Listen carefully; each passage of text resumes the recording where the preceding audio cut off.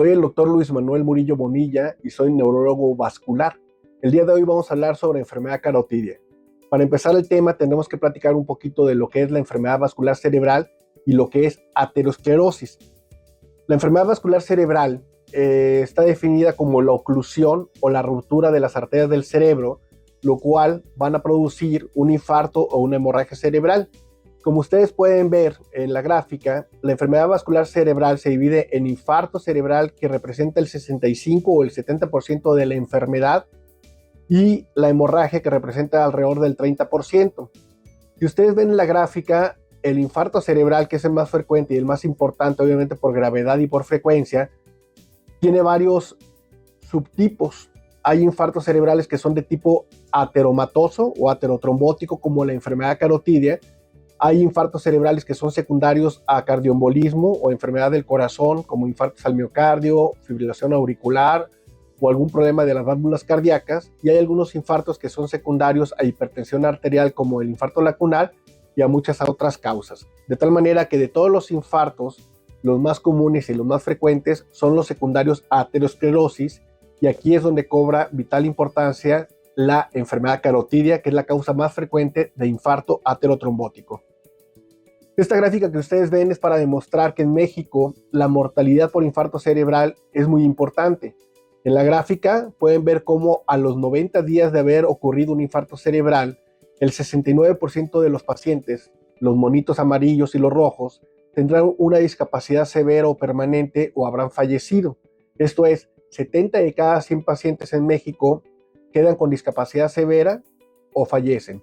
Y una gran cantidad de estos pacientes que fallecen o están discapacitados son porque tenían una enfermedad carotidia que no se diagnosticó o no se trató adecuadamente. Si ustedes ven, la aterosclerosis es la inflamación crónica de las arterias. En una primera etapa, como ven en la imagen, la arteria se inflama hacia afuera, va creciendo la placa o el depósito de colesterol y de grasa hacia afuera, y llega un momento en donde ha crecido tanto que empieza a cerrarse la luz de la arteria, se cierra el círculo o la luz de la arteria, y eso va a producir que se tape la arteria o que mande coágulos al cerebro, produciendo un infarto aterotrombótico. En el cerebro podemos tener infartos por aterosclerosis de la arteria carótida, que es la primera imagen que ven ustedes en esta zona. Es una enfermedad carotidia, pero también tenemos aterosclerosis a nivel de las arterias cerebrales y también tenemos aterosclerosis a nivel de la aorta.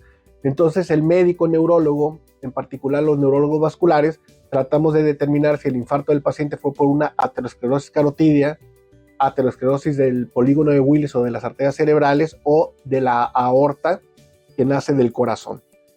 Si lo vemos graficado de manera más natural, vemos cómo la aterosclerosis se va produciendo con los años.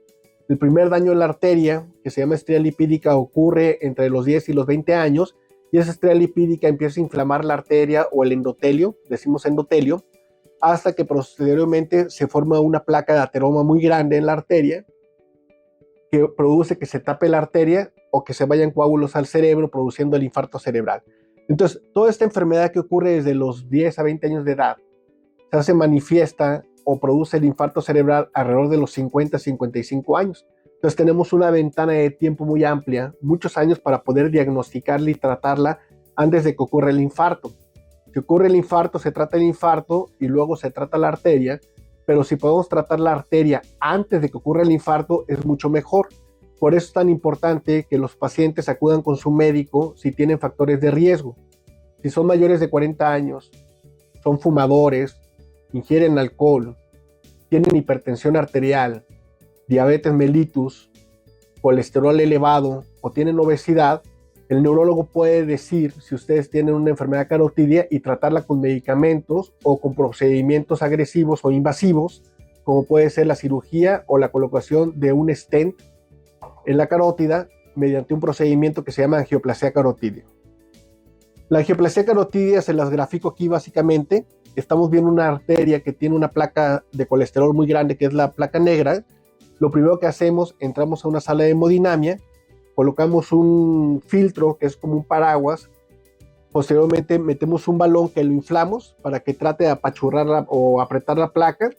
En ese momento nos permite avanzar un dispositivo que se llama stent. pero en ese paso se pueden formar varios coágulos que se van hacia el cerebro. Se van hacia el cerebro y la función del paraguas es cachar esos coágulos para que no se vayan al cerebro, de tal manera que retiramos el paraguas o el filtro junto con los coágulos y evitamos las complicaciones del procedimiento. Una vez que retiramos ese paragüitas o ese filtro con los coágulos, estamos posibilitados para poner el stent, que es esa mallita de metal. Aquí la ven en tiempo real. Aquí vemos una angiografía, vemos cómo el stent quedaría colocado dentro de la arteria ya sin la placa de ateroma que ya se aplastó contra la arteria. Y esta es una imagen de un stent real, que son dispositivos de metal, un metal muy especial, que los hace que sean flexibles y se puedan colocar dentro de la arteria. Entonces, esto es la enfermedad carotidia, que es causa de infarto cerebral, y esto es lo que nos permite tratar la arteria, que se llama angioplastía. El diagnóstico temprano nos permite evitar el infarto, pero de cualquier manera, tanto antes del infarto como después del infarto, el tratar de una manera adecuada, una arteria de forma adecuada, es muy importante. Las indicaciones para colocar un stent en la arteria es que la arteria tenga una estenosis al menos del 50%, esto es que la mitad de la arteria esté ocluida, y esos pacientes con una angioplastía con filtro de protección y stent tienen un buen pronóstico. Muchas gracias.